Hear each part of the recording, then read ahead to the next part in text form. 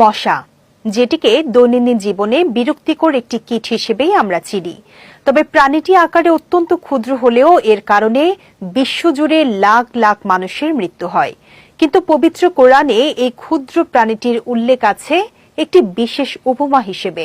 বিস্তারিত থাকছে সঞ্জিদা আজিজের ডেস্ক রিপোর্টে। পৃথিবীতে যত প্রকার প্রাণী আছে তার মধ্যে মশা আকারে ক্ষুদ্র হলেও মৃত্যুর পরিসংখ্যানে সবচেয়ে ভয়ঙ্কর। এমন অনেক প্রাণী রয়েছে যারা মশার তুলনায় অনেক বড়, শক্তিশালী এবং হিংস্র। কিন্তু জানলে অবাক হবেন, মশাই হচ্ছে এমন এক প্রাণী যার কারণে সবচেয়ে বেশি মানুষ মারা যায়।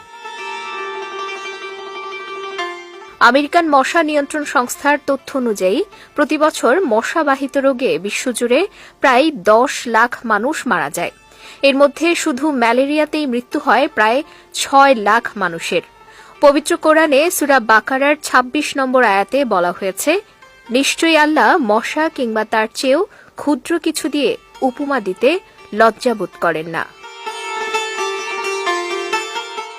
এছাড়াও পৃথিবীর অহংকারী ক্ষমতাধর নমরুদ হেরে গিয়েছিল মশার ক্ষমতার কাছে।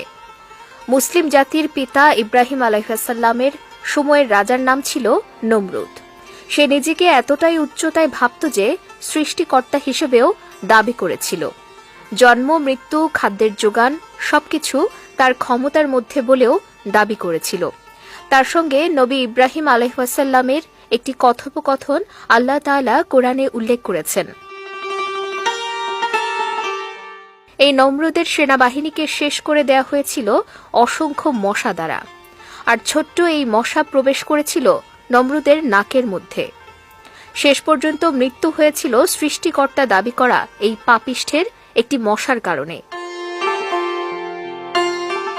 কোরআনের এই উদ্ধৃতিটি আমাদেরকে স্মরণ করে দেয় মশার ক্ষমতা এবং এর ব্যবহারের উদ্দেশ্য।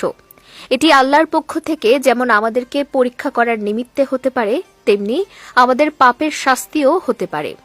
নমরুদের বেলায়ও তাই হয়েছিল।